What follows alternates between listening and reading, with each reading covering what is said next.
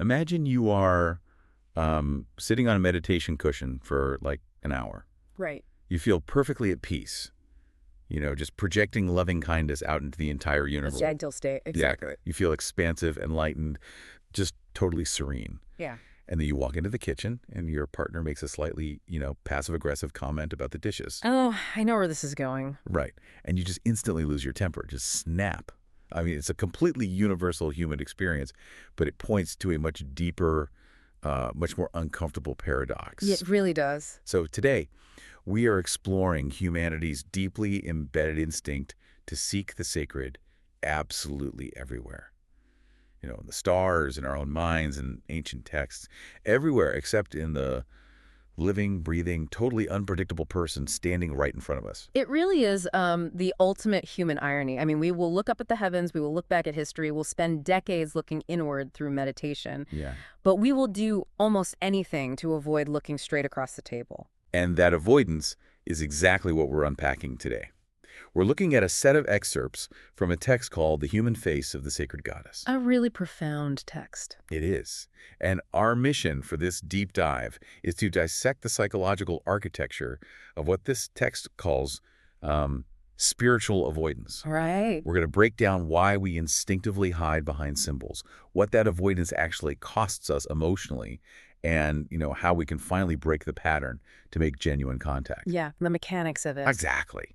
So as you're listening to this, I want you to really think about your own practices. Like, could your deepest spiritual reflections or intellectual pursuits actually be acting as a beautifully decorated detour around the real, demanding work of human connection? To visually frame that journey for you today, our backdrop reflects this exact tension. It starts off looking like an intricate ancient stone temple, Yeah. Static, safe, totally removed from time. Right, very serene. But if you watch closely, you'll see it is slowly dissolving into a modern, bustling, noisy cityscape. Oh, wow. Yeah, and that transition is the core of this text. It's the journey from the abstract, safely contained symbol of the divine into immediate, unfiltered reality. Let's start right at the foundation of that temple. The text proposes that humanity has spent millennia building this incredibly elaborate architecture of devotion. We really have. Right. We've got the beads, the candles, the altars, the carefully chanted mantras. But it argues that all of this extraordinary effort is actually a paradox. Yes. It claims these acts of devotion are functioning as a buffer to maintain a safe distance from the sacred, rather than bringing us closer to it. And the reasoning is pretty sharp. I mean, a statue cannot reject you. Exactly. A prayer sent up into the silent cosmos carries absolutely zero risk of a reciprocal gaze. That phrase, reciprocal gaze, is the biological and psychological key to this whole phenomenon. How so? Well, if we look at this through the lens of our nervous system, we are fundamentally wired for threat detection and social survival. Right. So an impersonal, abstract face of the sacred is biologically safe. It doesn't demand anything from you in real time. But a personal one... That's a whole different story. Entirely. If you believe the divine is looking right back at you, evaluating your authenticity, reading your micro-expressions well, that immediately triggers our social survival mechanisms. Because you feel exposed. You feel incredibly exposed. An altar simply doesn't do that. An altar lets you control the interaction. Okay, here's where it gets really interesting, because that sounds almost like an indictment of religion or ritual itself. It can sound that way, yeah. Right, like, if lighting a candle on an altar brings someone genuine peace at the end of a chaotic day, why is the text framing that safe distance as a problem? Is it saying all ritual is just an escape hatch? What's fascinating here is that it's not inherently an indictment of the ritual itself, but rather an investigation into what the ritual might be protecting. The text explores the psychological comfort of the unreachable. When you locate the highest sacred power in this context, the sacred feminine in the heavens or in some distant mythological past, devotion becomes an entirely one-directional act. Oh, I see. Yeah, you get to pour your grief, your love, your longing outward into a massive, empty, cosmic space. But that space doesn't have its own agency. It returns nothing that can directly question you or challenge your worldview. So it's like the ultimate safe relationship. Exactly. You get to experience the emotional high of being a devoted, deeply spiritual person, but without any of the friction of an actual two-way street. Precisely. It is a brilliant defense mechanism for the ego. You get the identity of being spiritual without the vulnerability of being seen. That is wild. You can pray fervently for 40 years and never once be truly witnessed by something that can talk back. As the text puts it, an iconographic goddess cannot interrupt the story you are telling about yourself. She can't look at you and say, you know, actually, the way you just spoke about your coworker reveals a lot of unacknowledged jealousy. Only living contact can provide that friction. And our egos are terrified of that friction. They really are. And the text also connects this fear to a much broader historical context, specifically patriarchal conditioning. Yes, very heavily. It points out that for thousands of years, the sacred feminine was systematically relocated from living women into these sanitized, carefully managed mythological forms. The abstract divine mother safely tucked away in the ether. Right. And the text argues this was a highly strategic move. When the divine feminine lives exclusively in a stone statue or an ancient myth, she can be completely controlled by the institutions that interpret her. Because she can't speak for herself. Exactly. But when that same sacredness is recognized in a living woman, a breathing, opinionated, sovereign human being with her own agency, she cannot be controlled. That makes a lot of sense. The text observes that this conditioning is so profound that even modern people who actively reject traditional patriarchal structures still replicate this move. Really? Well, they might celebrate the archetypal feminine in their psychology group, right? But they remain highly dismissive when encountering a living woman's anger or unpolished grief. That is a really uncomfortable mirror to look into. It implies that our highest spiritual concepts might actually be very sophisticated defense mechanisms. Yeah, it's a tough pill to swallow. Which naturally brings us to the concept of the closed system. If we are pouring all this energy into the abstract to protect ourselves, what happens to the energy? The text talks about why deep intentions or prayers so often end up feeling hollow. The text defines prayer fundamentally as a request for contact. It is the human self reaching out toward wisdom, love, or intervention. Right. But when that request evaporates into the silence of the room, what is our default reaction? We internalize it as guilt. We blame ourselves. Exactly. We assume we didn't pray hard enough, our faith wasn't strong enough, or our meditation technique was flawed. We blame the quality of our transmission. But the text says the problem isn't the quality of the transmission at all. It's the direction. We are pointing the antenna the wrong way. The entirely wrong way. The source material uses this incredibly striking metaphor.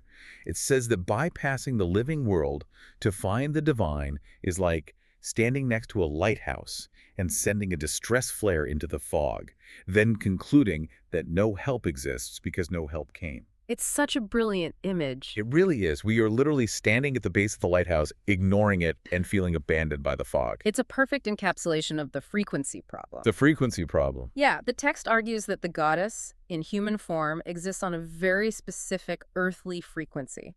It is a frequency designed to be met directly, responded to, and engaged with in real time.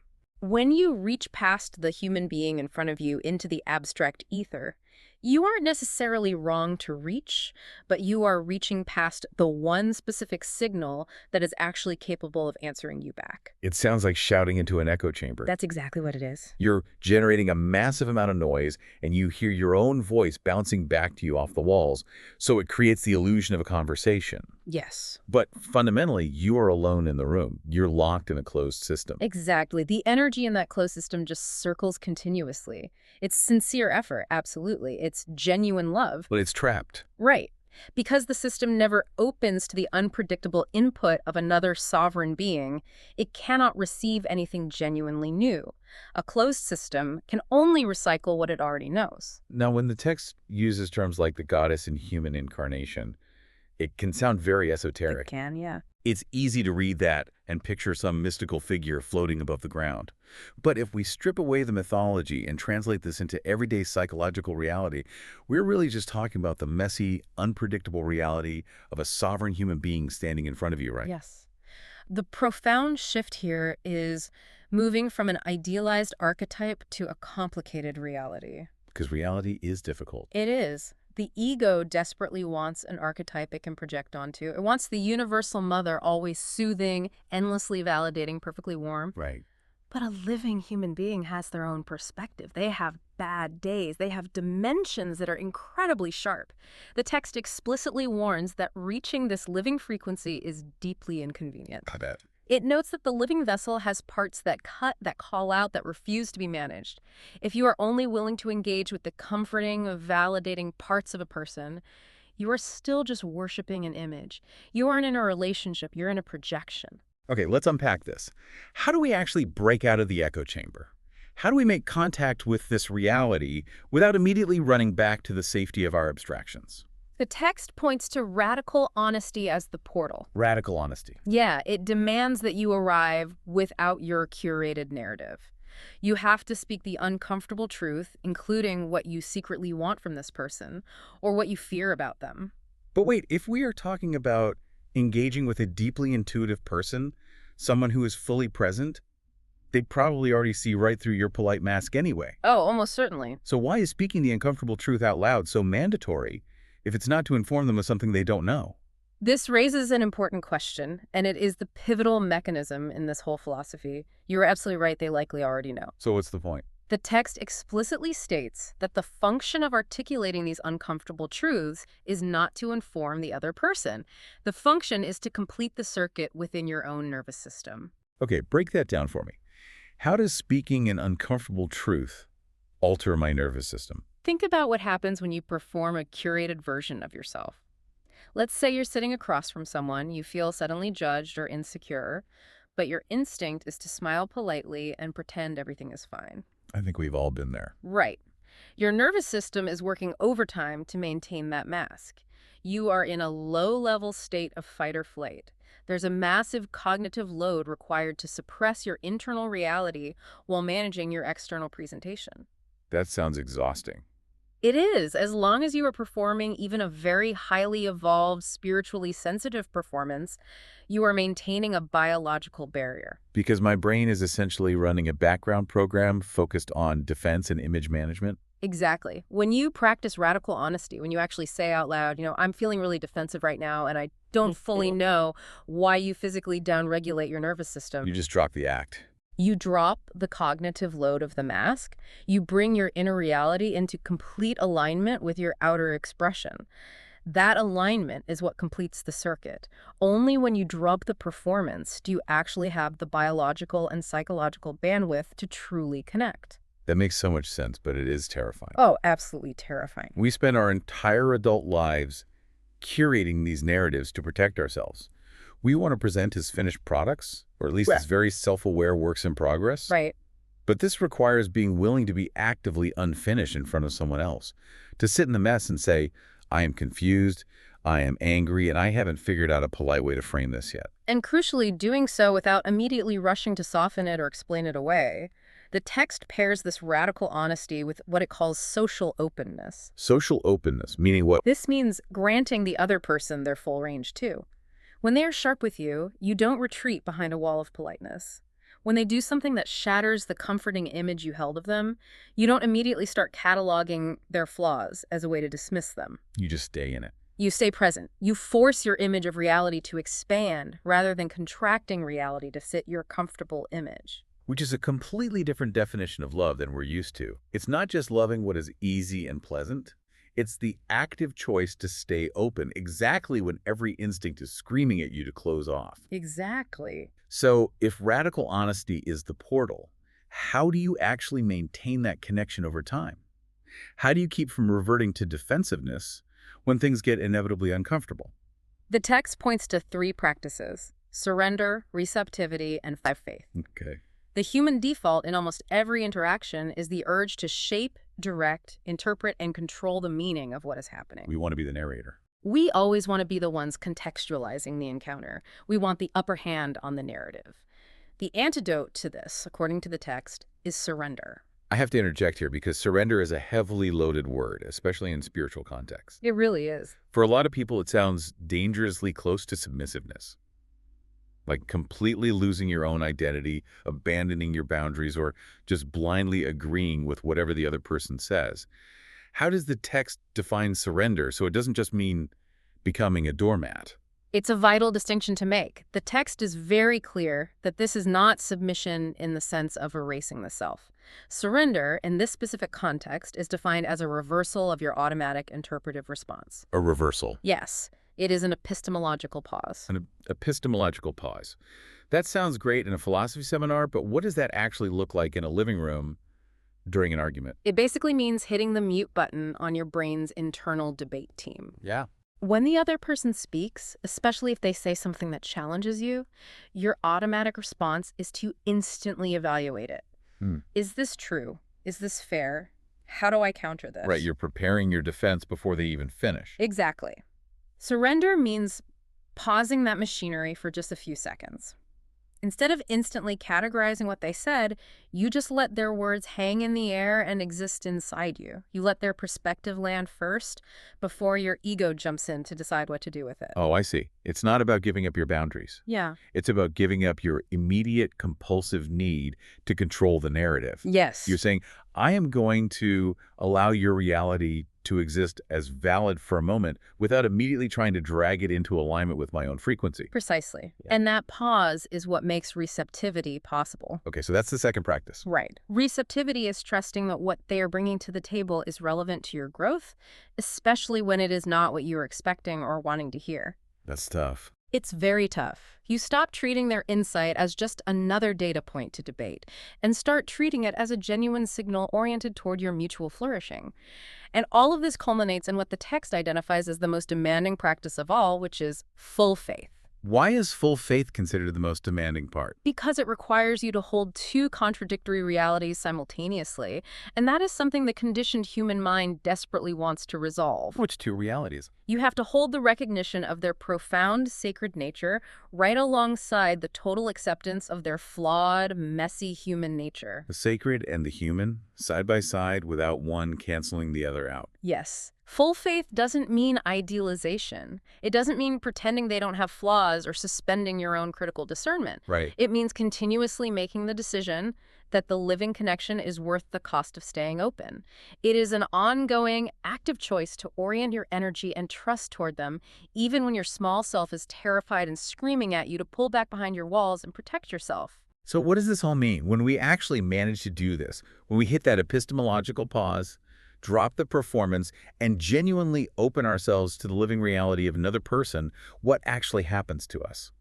Well, the text suggests that a massive internal reorganization takes place. Really? It does. That deep, lifelong architecture of spiritual avoidance we talked about at the beginning, it simply loses its justification. Just crumbles. Exactly. The walls you spent decades maintaining in the name of self-protection or spiritual purity are finally revealed for what they actually are, which is profound isolation. Wow. They are exposed as the ongoing cost of an unlived life. But the beautiful thing is, what replaces those walls isn't chaos or a loss of self. It's a deep clarification Clarification of what? of who you actually are. Through the friction of honest contact, you finally discover which parts of your interior life are real, enduring substance, and which parts were just ego construction. So the mask falls away. Yes. The performed self, the mask, finally becomes distinguishable from the actual self. And what's truly remarkable is that the text doesn't frame this as just a private individual victory. It connects this deeply personal work to the collective human experience. If we connect this to the bigger picture, we live in an era characterized by immense collective disconnection. Absolutely. We are disconnected from our bodies, from nature, from the feminine, and from the sacred in any living, tangible form. The text argues that when one person successfully drops their buffer and makes real, unmediated contact with another living being, they aren't just healing themselves. What are they doing? They add a thread of genuine living transmission to the entire collective field. It acts as a direct, localized repair to the fabric of humanity at the exact level where that fabric is most torn. That is an incredibly hopeful perspective. It means every time you choose not to snap at your partner, every time you choose to speak the uncomfortable truth instead of retreating into polite silence, you are literally mending the world in some small way. You really are. And as we bring this deep dive to a close, I want to circle back to the very beginning. We talked earlier about those unanswered prayers, the stress flares shot into the fog that made us feel abandoned. Yes, the lighthouse analogy. Exactly. The text closes with an absolutely stunning revelation about those moments of emptiness. It reframes that entire history of perceived failure. The realization is that all those years of reaching into the abstract sky, all those seemingly hollow rituals, were not wasted time. No. The text suggests that the sincere but misdirected devotions, The desperate prayers to an empty room, the reaching into the fog, all of it was secretly building your capacity. That's exactly it. You were stretching your nervous system. You were building the emotional readiness to finally be able to recognize and hold the charge of a living transmission when it actually arrives in front of you. The prayer was never going to be answered by the sky. It is answered in the moment you finally look at the living face of another human being. Allow yourself to be fully seen in return without your mask, and discover that what you were reaching for across all those years of isolation was simply this: real presence, meeting real presence, with absolutely nothing between them. It completely changes how you view your past struggles with faith, connection, or loneliness. It means the isolation wasn't a punishment, it was preparation. Precisely. So as you step away from this conversation today and back into the messy reality of your own life, I want to leave you with this final thought to mull over. The text tells us that all our abstract, lonely devotions were secretly building our capacity for real, visceral contact. That's a profound thought. It really makes you wonder, what if the very walls of isolation you built to protect yourself are exactly what have given you the strength to finally tear them down and face the living, breathing world? Think about that the next time you find yourself reaching out into the fog.